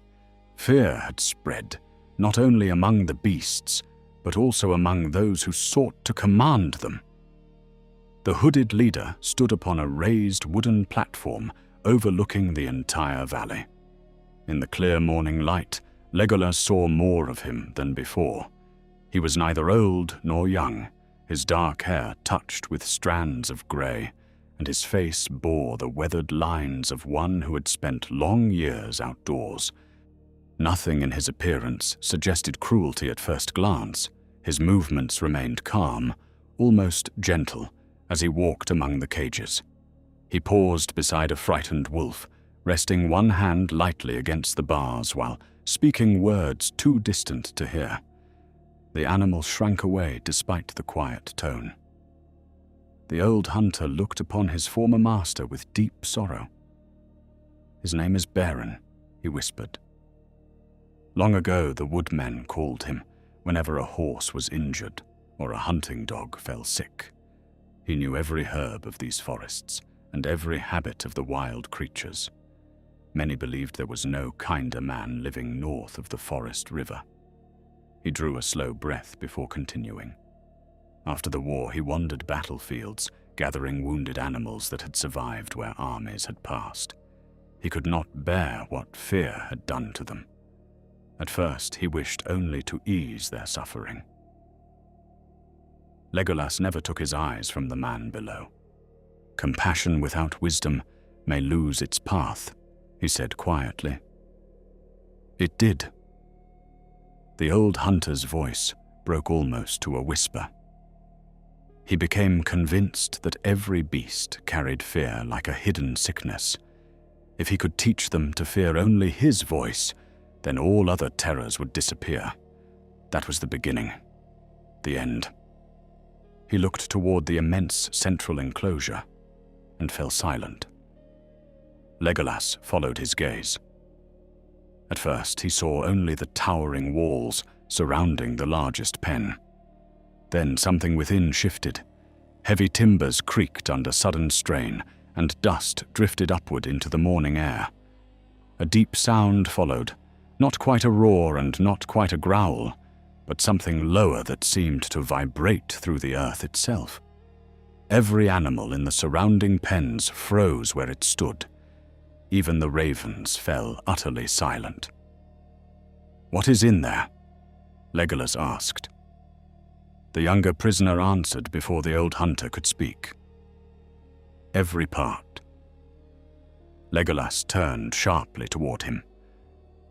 The strongest bear they captured, the largest wolf, the fiercest boar, the oldest stag, others as well. The prisoner's voice trembled, not together by chance.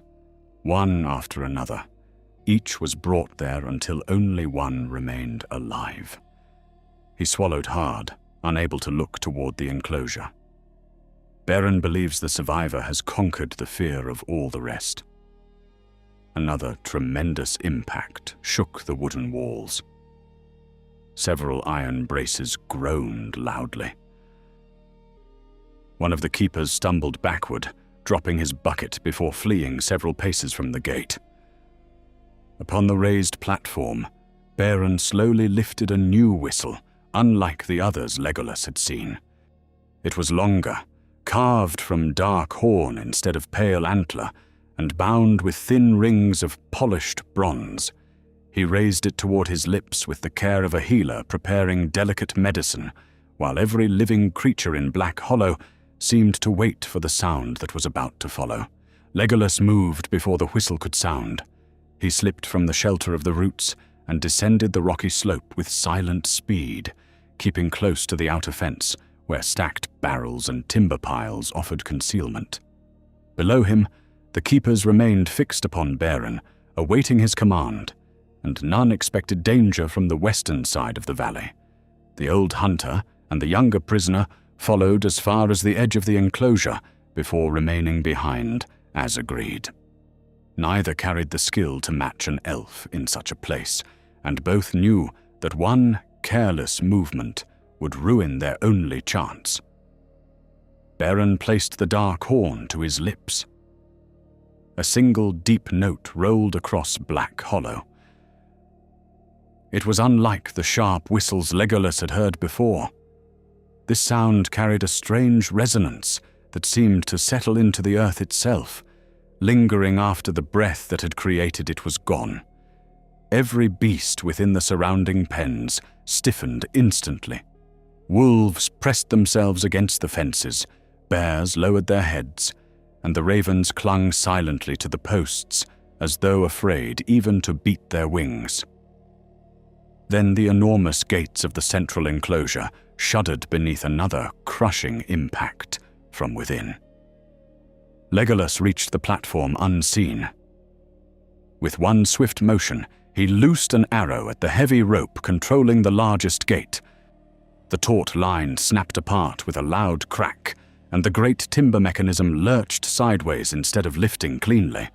Massive counterweights crashed into one another, scattering splinters across the yard below. Keepers shouted in confusion as the carefully balanced system jammed halfway through its movement. Beren spun at once, his calm expression changing for the first time since Legolas had seen him. "So," Beren said quietly, lowering the horn, "you have found me." Legolas stepped into the open with another arrow already resting upon the string. "I have found enough." Around them, the valley erupted into confusion. Some of the hunters rushed toward the damaged mechanism, while others attempted to calm the frightened animals, but every order was swallowed by growing panic. The broken gate groaned beneath immense pressure from within, its iron braces bending farther with each passing heartbeat. Dust rose through widening cracks between the timbers, and the deep growl beyond them rolled like distant thunder. Beren did not reach for a weapon. Instead, he looked almost sadly toward Legolas. "You see only the end of my work," he said. "You did not see the years after the Great War. You did not gather starving cubs whose mothers lay dead beneath fallen towers. You did not pull arrows from wolves too weak to bite." His voice remained calm despite the chaos spreading through the camp. The forest survived the shadow, but fear remained. Every creature fled from every sound. They had forgotten balance. They remembered freedom, Legolas answered. They remembered terror. Beren's eyes hardened. I merely gave them one voice to fear instead of 1,000. Legolas never lowered his bow. You chained them. I spared them. You broke them. For the first time, anger flickered across Beren's face. I saved what I could. Another deafening crash interrupted them. One of the great support beams split cleanly down its length. The central gate bulged outward several inches before slamming back into place under its own weight. The surrounding animals became frantic. Bears hurled themselves against fences, wolves howled without pause, and the ravens exploded into the sky in a dark, swirling cloud that briefly covered the morning sun. Every creature in Black Hollow sensed what was about to happen. The old hunter suddenly appeared beside the damaged mechanism. "Everyone away from the gates," he shouted. Some obeyed immediately. Others hesitated. The younger prisoner ran from pen to pen, throwing open smaller enclosures wherever he could reach. Deer bounded free first, racing toward the open valley. Boars followed, smashing weakened barriers as they fled. Wolves poured into the forest in every direction, ignoring the men who had once commanded them. The great lynx paused only long enough to glance toward Legolas before disappearing through the widening confusion into the trees beyond. Beren watched in disbelief. "What have you done?" "They are leaving," Legolas replied. "They will spread the fear. They are escaping it." Beren shook his head fiercely. "They cannot. They need the signal." As if to prove himself right, he raised the dark horn once more. Legolas fired. The arrow struck the horn just below Beren's hand. Bronze rings shattered, and the instrument spun from his grasp before tumbling over the platform into the dust below. Beren lunged after it instinctively, but before he could reach the broken pieces, the central gate finally failed. The sound echoed across the valley like a falling tree. Massive timbers burst outward in a shower of splintered wood. Iron bands snapped with sharp reports. A towering shape exploded from the darkness beyond. For one stunned heartbeat, every living soul in Black Hollow stood motionless. The beast was unlike anything Legolas had ever seen, not because it belonged to some unknown race, but because it bore the scars of countless brutal struggles forced upon it. It was a colossal brown bear, larger than any living in the northern forest, its shoulders marked by old claw wounds, its muzzle torn by ancient bites, and broken lengths of chain still hanging from its neck and forelegs.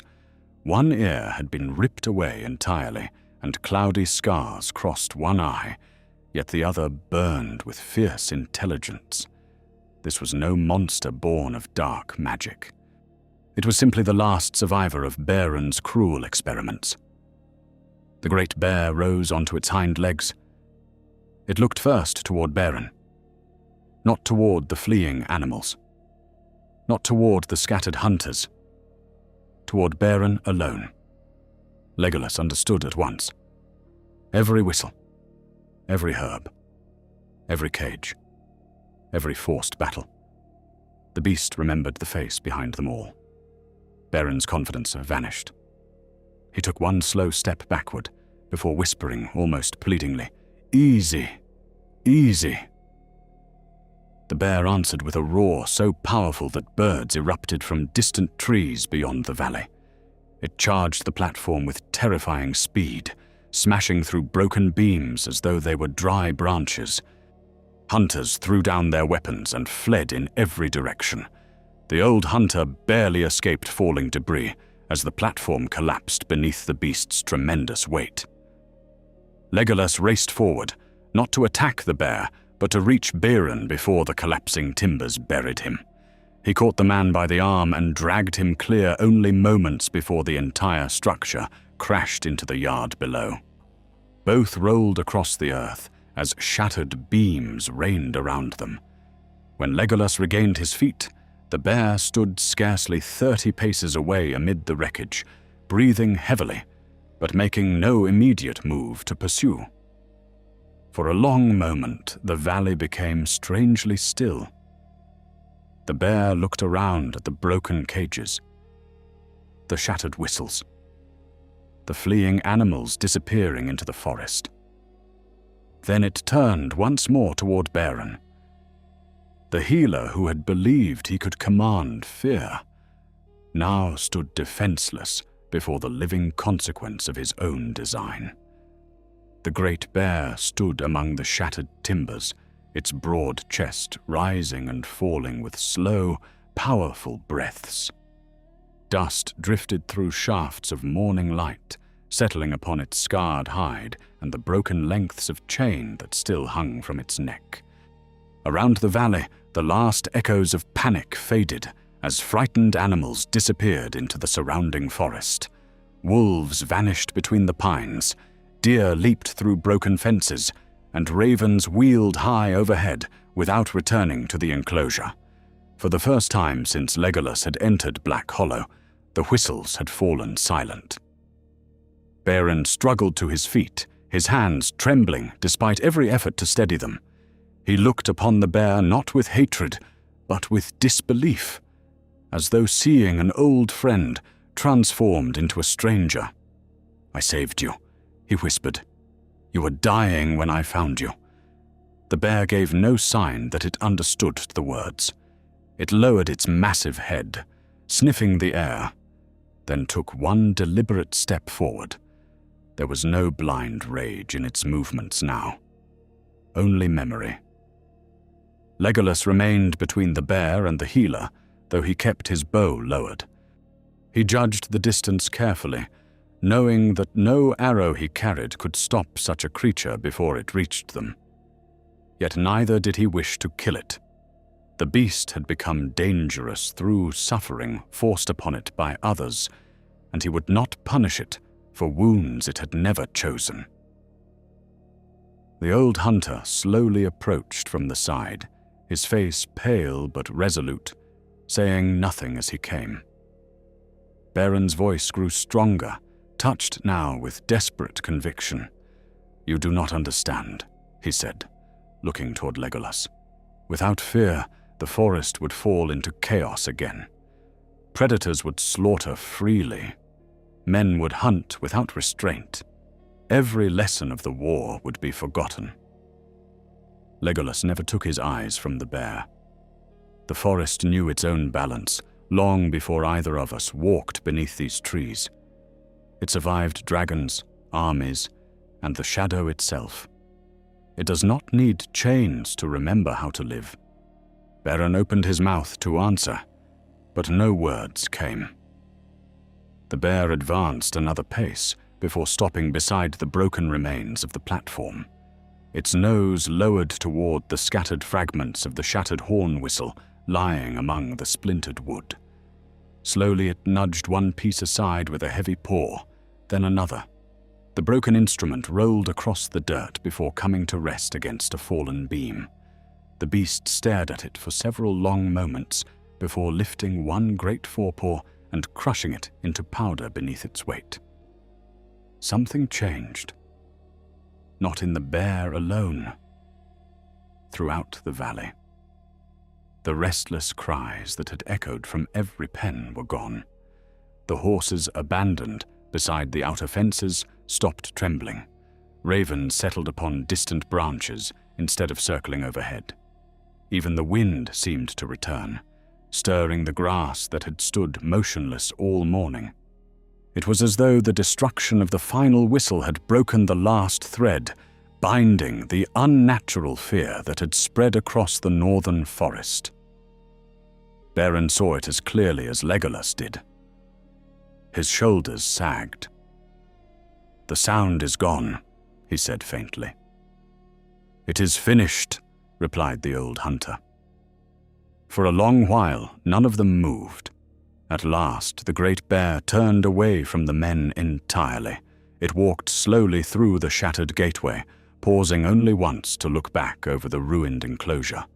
Legolas could not know what thoughts stirred within the scarred creature's mind, yet its gaze lingered upon the broken cages rather than the people standing before them. Then it disappeared into the forest, its immense shape swallowed by the ancient pines until only the gentle movement of branches marked its passing. The work that followed lasted the better part of the day. The remaining hunters laid down their weapons without resistance. Some wept openly as they looked upon the destruction of the camp they had helped build, while others silently assisted in dismantling every pen and tearing down every remaining fence.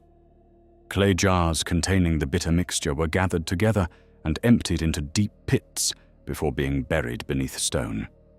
Chains were broken apart with axes.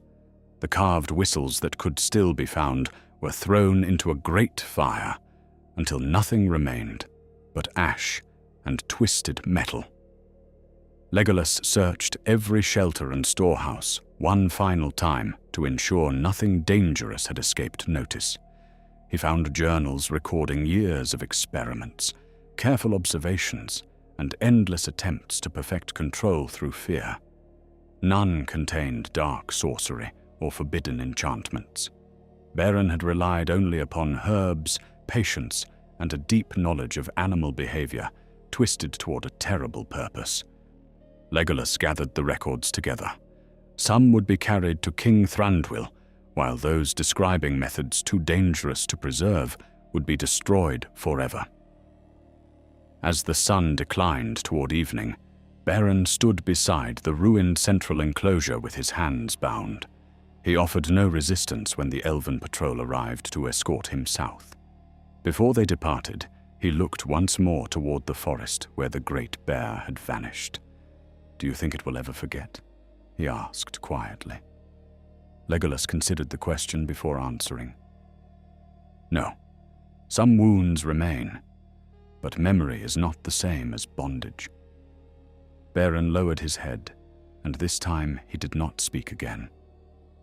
Several days later, Legolas rode north once more through the same valleys that had greeted him with fearful silence at the beginning of his hunt. The change was subtle, yet unmistakable. Birds sang again among the high branches. Deer grazed beside woodland streams, without lifting their heads at every sound. Wolves left fresh tracks along muddy banks that crossed naturally with those of other creatures, rather than pursuing them in confusion. The forest still possessed danger, as every true forest should, but it had regained its own order instead of the false discipline imposed by frightened men. Near the edge of the northern hills, Legolas paused, where a broad meadow opened beneath the evening sky. Across the distant slope stood the great scarred bear.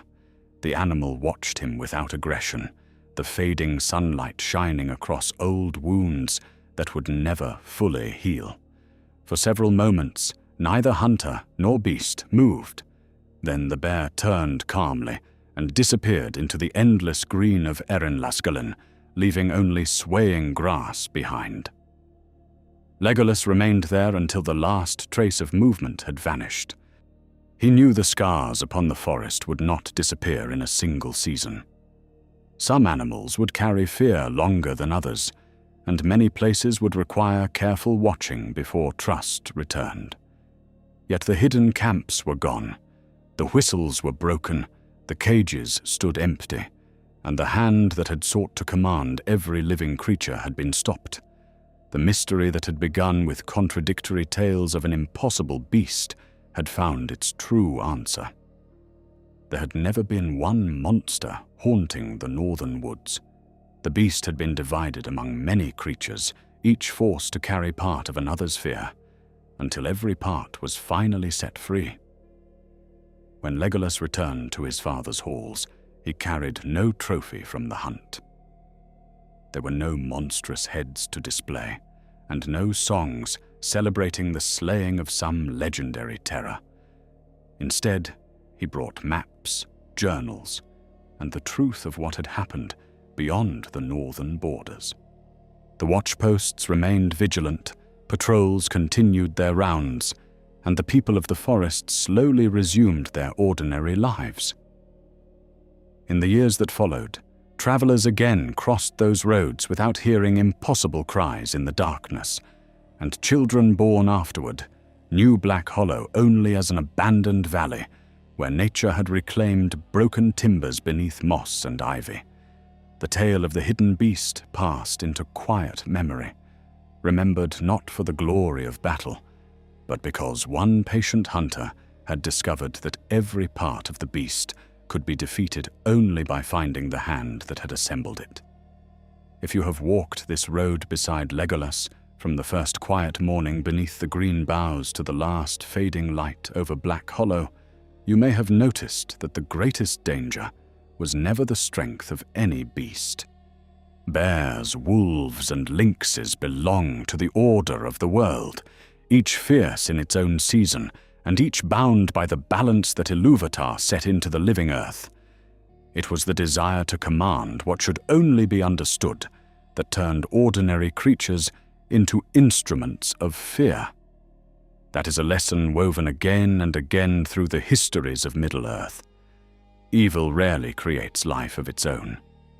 More often, it takes what is good, wounds it, and bends it away from its proper purpose, until even mercy can become the beginning of cruelty, when it is no longer guided by humility. You may also have seen that pity is not the same as weakness. Legolas did not triumph because he slew every creature that crossed his path. More than once he stayed his hand, choosing to watch, to learn, or to spare, when a swifter judgment would have been easier.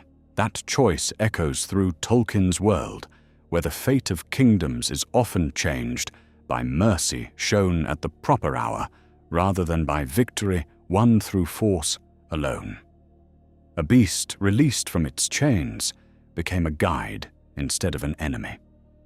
A frightened prisoner became a witness instead of another corpse upon the forest floor. Even the old hunter, burdened by guilt, found that truth spoken too late was still better than silence kept forever. There is another thread running quietly beneath this tale, one that belongs to the long years after the War of the Ring. The downfall of the Dark Lord did not mean that every shadow vanished with him. Forests still carried old scars, hearts still remembered fear, and those who survived the great wars still bore wounds that no healer could fully erase. Such is the nature of ardor in its fading years. No victory ends every sorrow, yet every faithful deed prevents sorrow from becoming the master of the next age. That patient labor, carried out without hope of perfect reward, is the kind of courage that Tolkien so often placed above the glory of battle. You may wonder why no great treasure waited at the end of the hunt, why there was no ancient crown uncovered beneath the hills or mighty weapon raised in triumph. The answer lies in the quieter victories that Middle-earth esteems most highly. A forest allowed to remember its own rhythm is wealth enough. A road made safe for unknown travelers is honor enough. A child who never hears the terrible cries that once echoed through the northern woods inherits a gift greater than songs can easily measure. The heroes of these lands do not preserve the world by making it famous. They preserve it so that ordinary days may return. And so the tale comes back to where it began. If you stand once more beneath the high beeches of Erin Lesgarlan in the clear light of spring, you may hear only the rustle of fresh leaves, the murmur of a cold stream, and the distant song of birds hidden among the branches. No whistle answers them now.